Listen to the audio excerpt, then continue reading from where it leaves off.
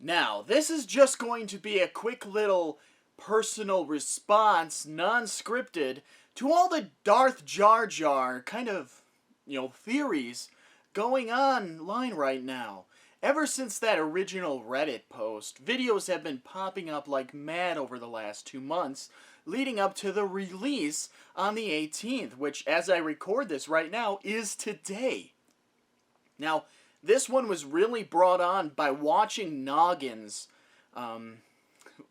review of this his thoughts on it. And I've been watching a lot of these videos over the last couple days, and I'm noticing a very intricate theme coming out of this. And that is that it is a theory. That's all it is. And while I highly favor myself to be in that theory group that believes that Jar Jar was meant to be some sort of big protagonist character in the original prequel setup, so episodes 1, 2, and 3, I highly believe that.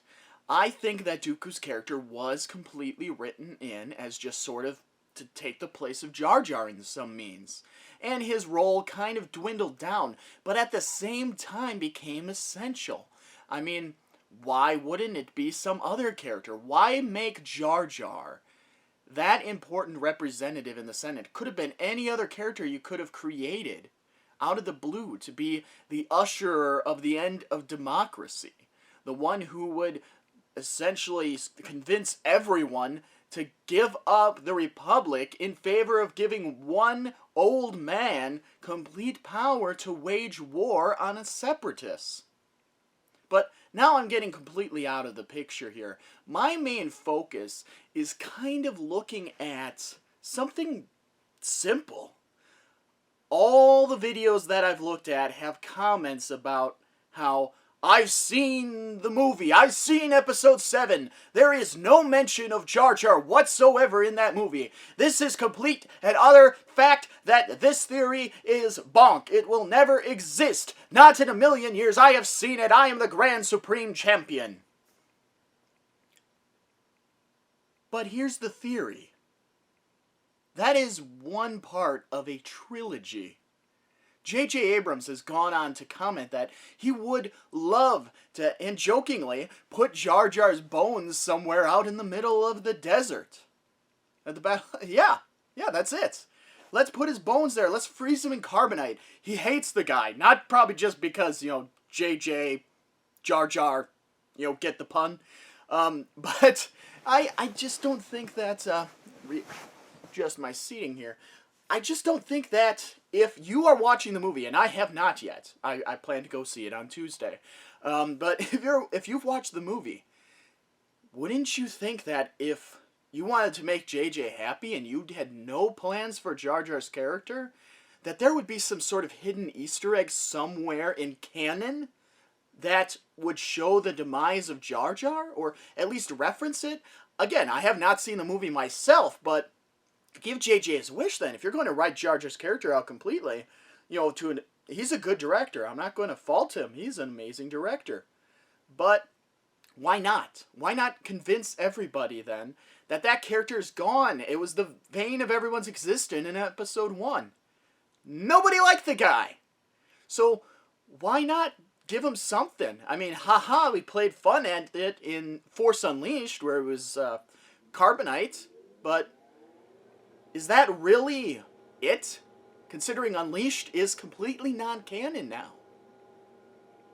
Okay. But this is still kind of leading off to my thoughts.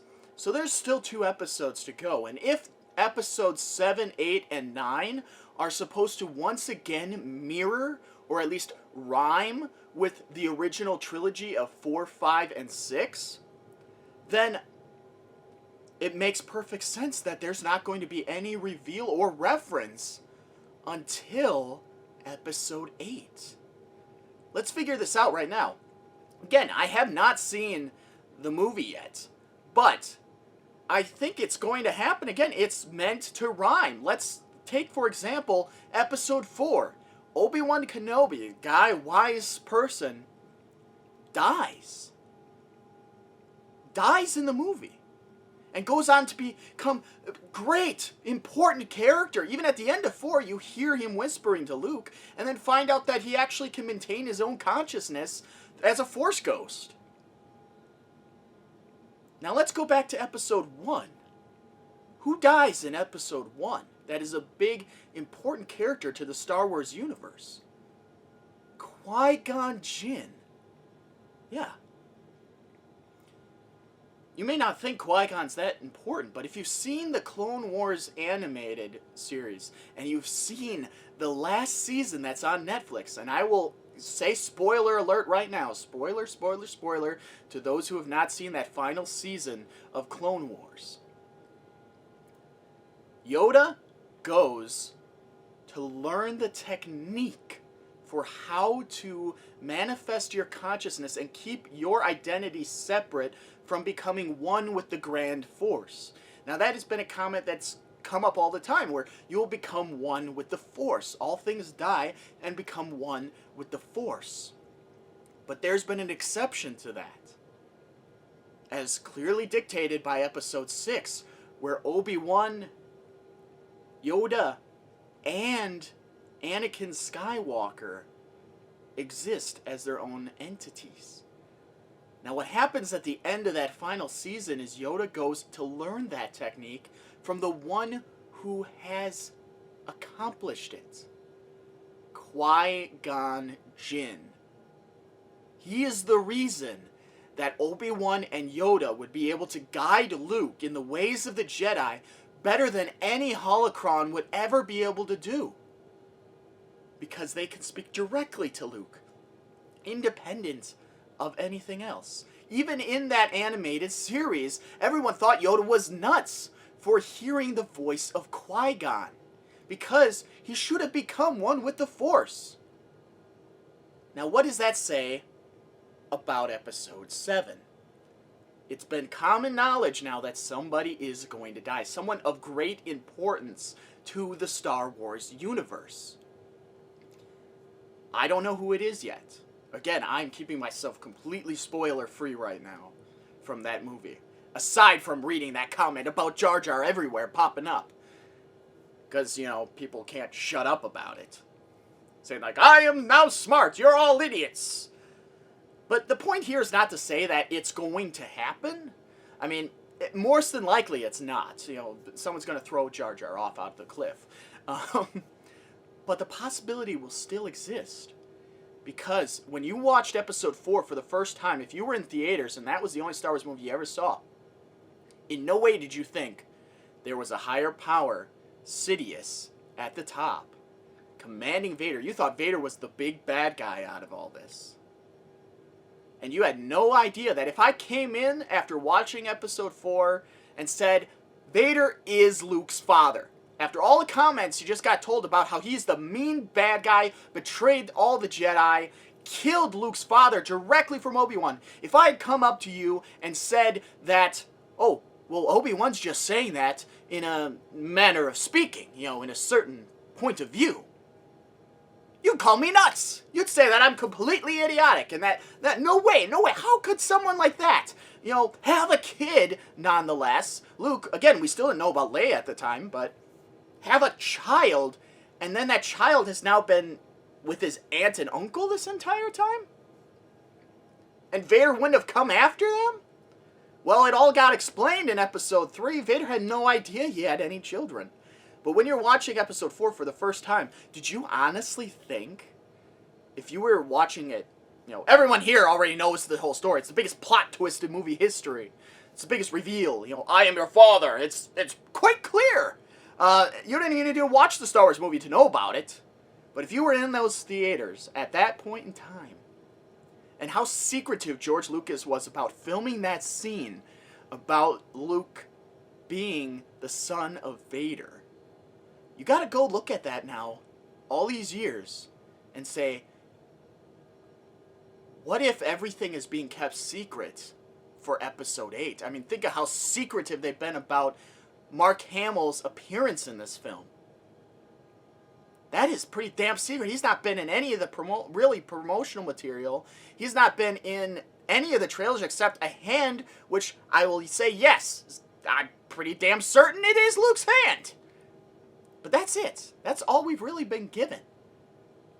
To think, if they did decide to pull the Jar Jar jinx on us, the Jar Jar wool over our eyes, don't you think that they would be able to if they really wanted to? Simple as that. Now, what else do I have to say about this? Well, let's look at one more piece to the puzzle. Darth Sidious, Darth Plagueis. Now, many people are saying that it's impossible, couldn't have happened, because it violates the rule of two, master and apprentice. But here's just a thing about that rule. Again, I will refer you to the Clone Wars animated series to get the canon about this. The Dark Lord of the Sith, who originally came up with that rule, was to prevent the Sith from killing each other, to driving each other to extinction. That's what it was about. It was supposed to maintain the balance of Sith. Now, let's look at Star Wars here from Episodes 1 perspective. The Jedi thought the Sith were wiped out. Doesn't that make it pretty obvious to you that maybe there was one or two Sith left in existence? Makes sense. Plagueis, Maul, Sidious. There are your Sith, right? That's all. Because Episode 3 made it pretty clear that Sidious killed his master. It's not that obvious, but, when you look at it, it's pretty obvious. Now, let's say that Plagueis was still alive at the time. Or even not. Let's say that at some point, Plagueis had to become the master to Sidious.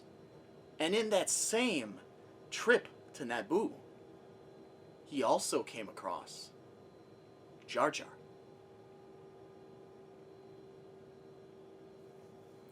He trained both of them. This is now to settle all the debates that maybe Snoke is our long-awaited Darth Plagueis. We don't need Jar Jar to be Plagueis. Jar Jar could very well be an additional Sith Lord that will get revealed in Episodes 8 or Episode 9 as being the second apprentice to Darth Plagueis. I know, it's a pretty crazy theory. Probably nobody will take me seriously. But you're a Sith at the edge of extinction. Don't you think that you're going to do more to promote your influence by taking on a few apprentices? Maybe two. One that manipulated for you in the face of the public as the Chancellor, and the other to get him to that role so that he could be the Grand Manipulator of the Republic, so that he could drive it to an empire. Jar Jar and Sidious, they could very well be dual apprentices of Darth Plagueis. It's just my theory.